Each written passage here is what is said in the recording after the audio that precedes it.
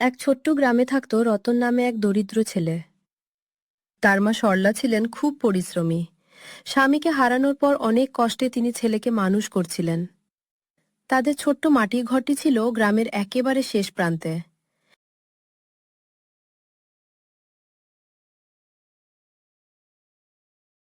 ঘরে আসবাব বলতে ছিল একটি পুরনো খাট, মাটির চুলা আর কয়েকটি মাটির হাঁড়ি।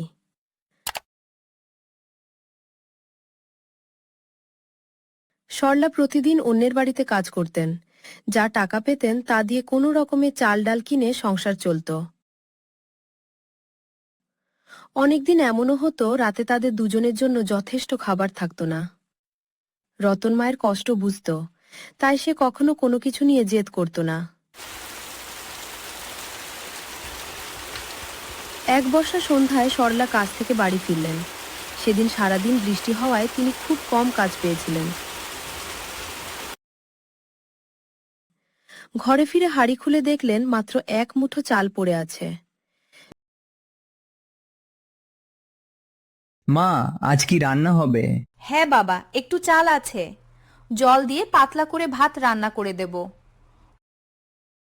তুমি খাবে তো মা? আমি তো দুপুরেই খেয়েছি, তুই রতন খেয়ে নে। বুঝতে পারল মা মিথ্যা বলছেন। তিনি দুপুরেও কিছু খান। বাবা, একটু জল পাওয়া যাবে?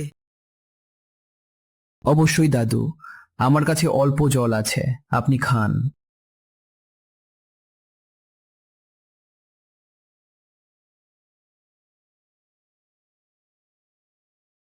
রতন নিজের বোতলের প্রায় সমস্ত জল বৃদ্ধকে দিয়ে দিল। বৃদ্ধ জল খেয়ে শান্ত হলেন। তুমি নিজে জল না খেয়ে আমাকে দিলে কেন? আপনার আমার চেয়ে বেশি দরকার ছিল, আমি একটু পরে জল পেয়ে যাব। বৃদ্ধ মৃদু হাসলেন, তারপর পুটলি খুলে একটি গোল রুটি বের করলেন। এই রুটিটি তুমি নাও। না দাদু, এটা আপনার খাবার।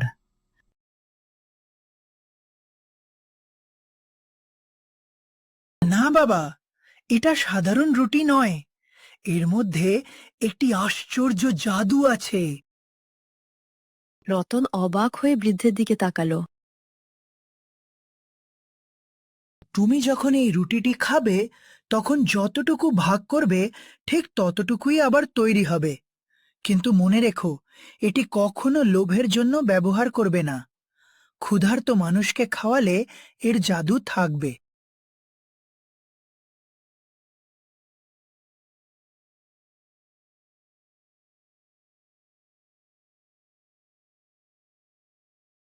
সে মাকে সব কথা বলল। সরলা প্রথমে বিশ্বাস করতে পারলেন না। বাবা, এসব কি করে সম্ভব? তুমি একবার চেষ্টা করে দেখো মা। রতন রুটিটি দুই ভাগ করল। একটি ভাগ মাকে দিল, আর অন্যটি নিজে নিল।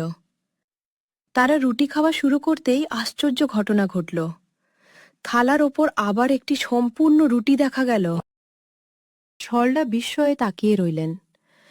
এ তো সত্যি জাদুর রুটি।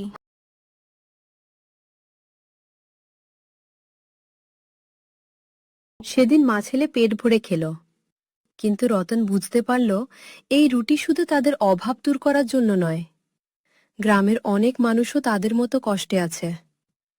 পরদিন থেকে রতন রুটির সাহায্যে গ্রামের ক্ষুধার্ত মানুষদের খাওয়াতে শুরু করল। কেউ বৃদ্ধ, কেউ অসুস্থ, কেউ কাজ না পাওয়া দিনমজুর। কয়েকদিনের মধ্যে গ্রামের মানুষ বিষয়টি জানতে পারল।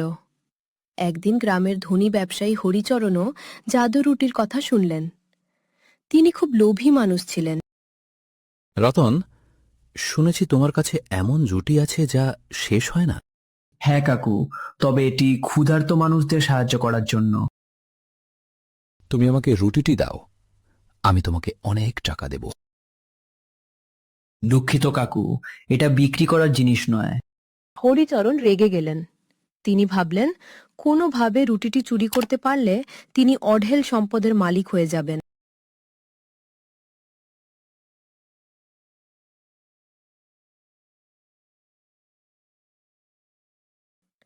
সেই রাতে তিনি গোপনে রতনদের বাড়িতে ঢুকলেন, কিন্তু রতন আগে থেকেই সতর্ক ছিল।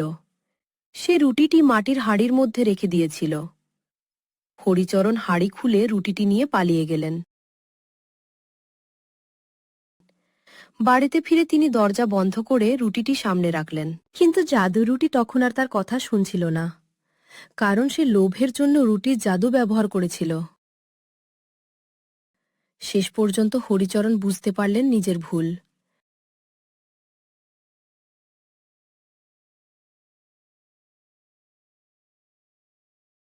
তিনি রতনের বাড়িতে গিয়ে ক্ষমা চাইলেন। রতন, আমাকে ক্ষমা করো। আমি লোভ করেছি।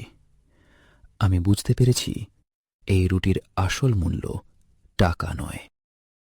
আপনি যদি সত্যিই বুঝে থাকেন তাহলে আজ থেকে গ্রামের দরিদ্র মানুষদের সাহায্য করুন।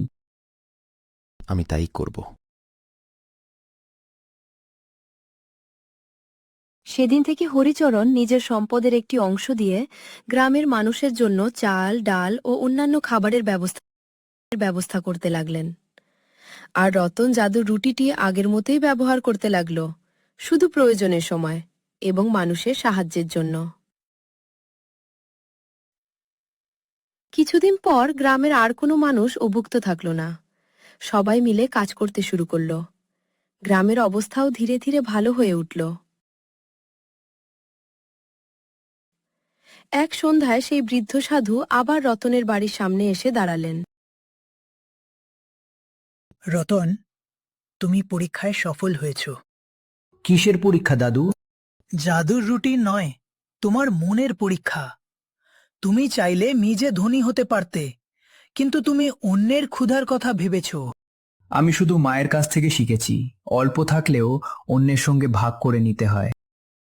বৃদ্ধ হাসলেন। তিনি আশীর্বাদ করে বললেন, যে ঘরে দয়া থাকে সেই ঘর কখনো সত্যিকারের গরিব হয় না। তারপর বৃদ্ধ ধীরে ধীরে গ্রামের পথ ধরে চলে গেলেন।